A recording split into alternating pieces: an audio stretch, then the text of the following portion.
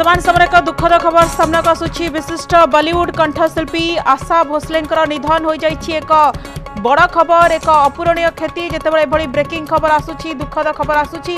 गतकाली गुरुतर अवस्था हॉस्पिटल भर्ती करा जायथिला, जरूरीकालीन वार्ड रखा जायथिला। वर्तमान समय खबर आसुछि आशा भोसले नाहांती एवं निधन हो जाइछि।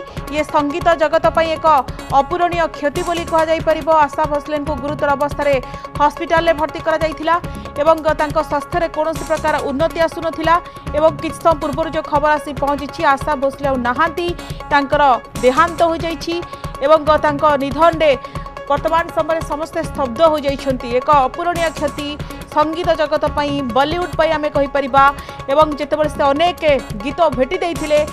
आशा मुंबई ब्रिज कैंडी हॉस्पिटल गतकाली भर्ती होइथिले, हृदघात होइथिला। 92 वर्षीय आशांकर अवस्था गुरुतर थिला, किंतु वर्तमान खबर आसुछि 92 वर्षरे चली जाइछंती आशा भोसले।